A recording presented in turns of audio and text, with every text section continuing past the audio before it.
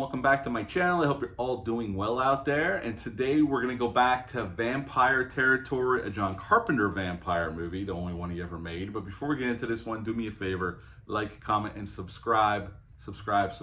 I greatly would appreciate that. Also, while you're at it, hit that button down there, the hype button. If you see it down there, it helps out the channel. I don't know exactly what it does. It's supposed to help the videos. I don't know if it actually does, but I would greatly appreciate if you would consider tapping on that hype button as well.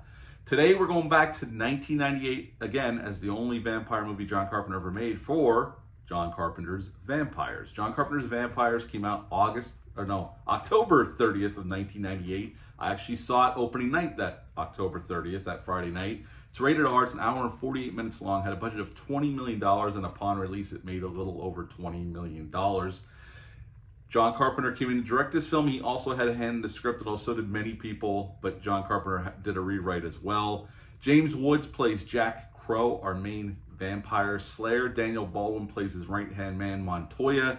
Cheryl Lee plays Katrina. She is a prostitute that gets sucked into this world. And Thomas Ian Griffith, that's right, Terry Silver himself, plays the head vampire, the master vampire, Valak. This film starts off, I love the opening establishing shots of the New Mexico desert, Southwest Gothic here. And we're introduced to our team of slayers led by Jack Crow. They get out of the truck and they're going into this house, this rundown house, to raid this nest of vampires. And pretty much we find out some of the rules up front, how to kill a vampire, pretty much put a stake through its heart or drag it out into the sunlight are the only two ways to kill a vampire in John Carpenter's Vampires. Now, this opening scene is badass. Jack Crow and his team clear it out, but the master is not there. But the master ends up showing up at the hotel that night, and we get this great slaughter. Like the Valak comes in and slaughters everybody. That shot of him splitting Mark Boone Jr.'s character in half, and his body splits apart, and there's blood splashing everywhere. Just fantastic stuff. And Crow and Montoya get away, and they take Katrina with them because she was bit by Valak, and Crow can use her as a psychic link with the vampire to track him down because, as he so aptly says in the movie, he wants to stick a stake up his ass.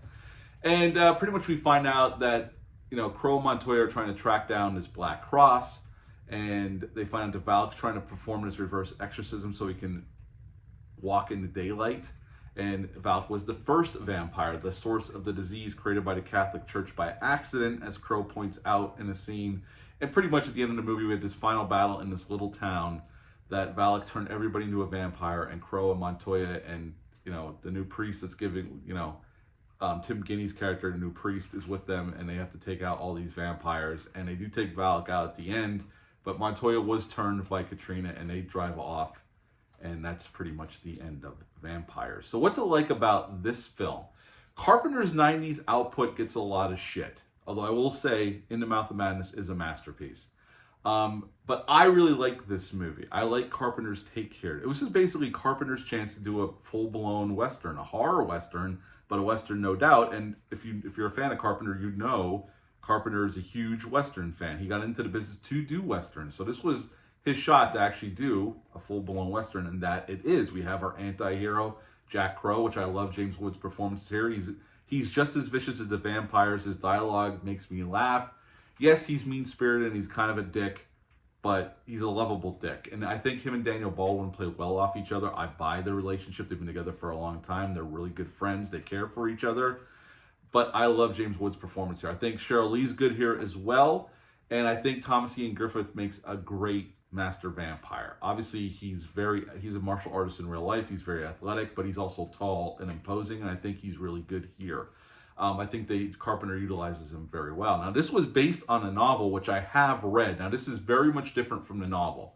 The novel, I don't remember taking place all in the Southwest, and Jack Crow is a big, muscular, like 6-something dude, and James Woods isn't that. But I will say, what James Woods doesn't have is stature. He comes off with an attitude, and I buy him as his ass-kicking vampire hunter. And I love it. I always loved his performance here. I love James Woods as an actor, and I think he's great here as Jack Crow. So is the whole cast across the board. Has a great cast in this movie. I think the movie looks beautiful, especially on this 4K from Scream Factory. Those Carpenter establishing shots, the Steadicam shots, it just looks gorgeous, especially the landscape shots of the desert Southwest. This was all shot in New Mexico, as Carpenter would go back to New Mexico for Ghosts of Mars and shoot there as well. Now, Carpenter almost didn't do this movie because he almost quit directing after Escape from LA. He was burned out. Directing had become not fun anymore. But he got interested in this movie, a chance to do his own twist on a vampire movie.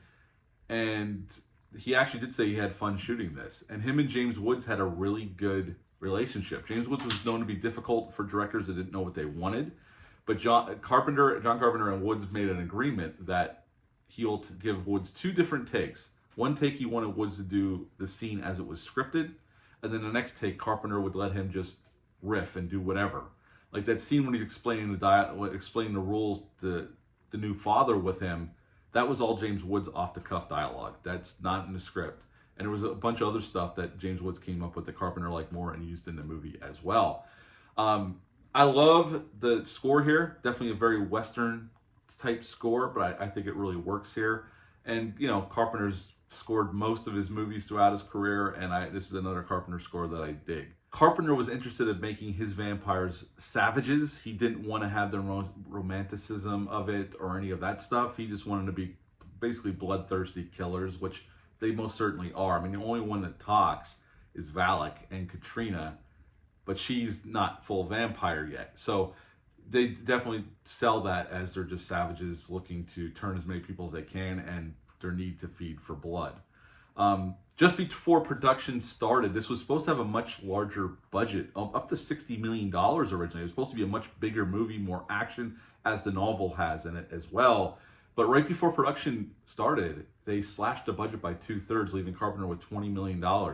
So Carpenter had to do a quick rewrite in the script to take a bunch of action scenes out. Because I know one of the criticisms of this movie that I've seen from other YouTubers and reviews online is how we get this long section in the middle where there's not a whole lot. We get some horror stuff like the vampires looking for the cross and killing those monks at that, you know, their sanctuary there in the desert.